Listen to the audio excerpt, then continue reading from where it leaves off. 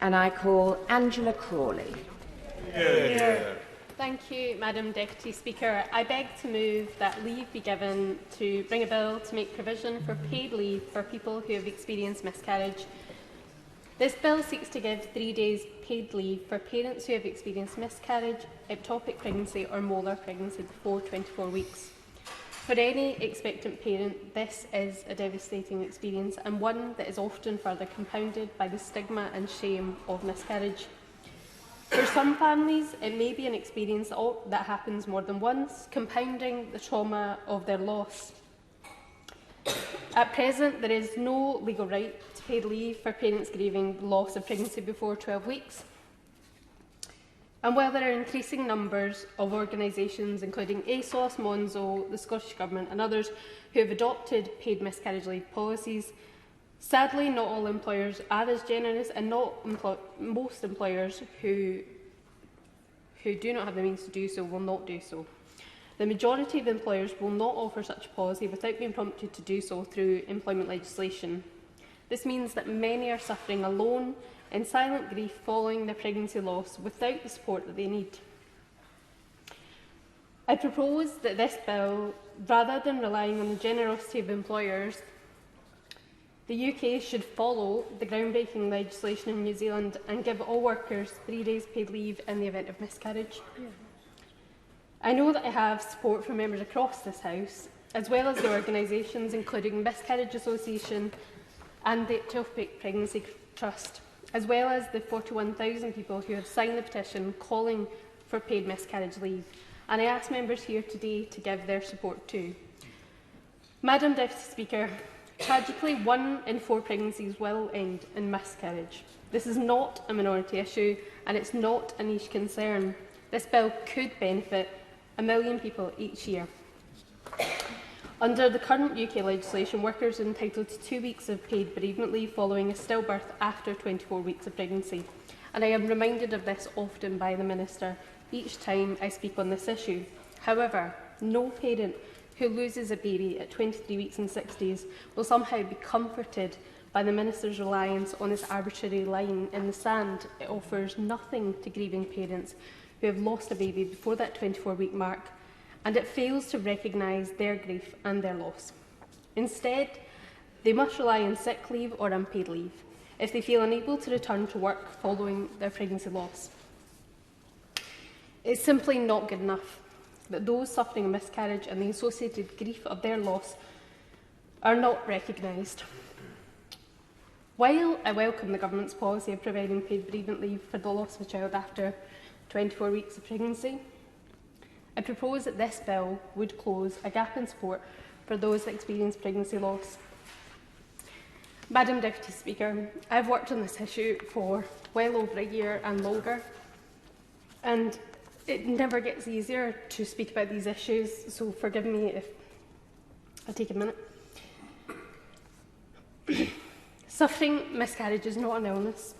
It is a loss, and it can be as traumatic for expectant parents, and sick leave alone fails to recognise that their grief is no less worthy of time to grieve. People experiencing a miscarriage feel the physical pain of the contractions combined with the heart-wrenching agony of losing a child whose face may have been glimpsed on a scan. They may have known if it was a boy or a girl. They may have chosen a name. A nursery may already have been decorated, and their hopes and their dreams are crushed in that moment. Many parents feel unable to discuss their loss with friends and family, never mind their employer. It is an injustice to expect grieving parents to appeal to their employer's goodwill. By introducing paid leave, it would open the door to parents getting the support that they deserve, without the need for an often impossible conversation with their employer. Last week, I met with Crawley Legthorn, a brave campaigning lawyer determined to see policy change both in her legal profession and to protect those experiencing miscarriage. She wrote in the Law Society Gazette this week about her personal experiences of miscarriage and ectopic pregnancy and the impact that this had on her working life. In March this year, her son George was born sleeping at 22.5 weeks. While nothing could make this loss easier for Crawley, the very last thing in her mind at that point was work. Now, fortunately, thanks to her tireless campaigning, her workplace had introduced a miscarriage leave policy, and tragically, she was the first to use that policy. But with an increasing number of private and public sector organisations now following the New Zealand model, allowing 3 days paid bereavement leave to mothers and their partners in the event of miscarriage, a policy like this means knowing you have the backing of your employers. It means being able to approach your employers to have this difficult conversation with a degree of certainty about the support that you will receive. And it means having the time to deal with the trauma of losing a baby. Crawley's article makes it clear how important miscarriage leave is, dealing with such a devastating circumstance of physical and emotional loss. This is an example of good practice where her employer recognised the need for miscarriage leave, but it does not follow that all employers will offer the same support in the same circumstances. Now, the decision whether to provide this leave is currently in the hands of employers. Sadly, when we cross our fingers and hope for companies to do the right things without the statutory requirement, we are often disappointed. Bringing miscarriage leave into legislation means all workers who have experienced miscarriage have a legal right to paid leave. They will be given the much needed support and compassion when they need it most, and the permission to take that time to grieve. Madam Deputy Speaker, this Government has not brought forward legislation to update employment law in this year's Queen's Speech, and we risk falling behind the international best practice if we continue to ignore the needs of workers who experience pregnancy loss. The Taylor Review should have led this Government to introduce an employment bill that makes it clear that physical and mental health are interlinked with work performance, and miscarriage undoubtedly affects employees' health, and modernising employment law must include provision of miscarriage leave.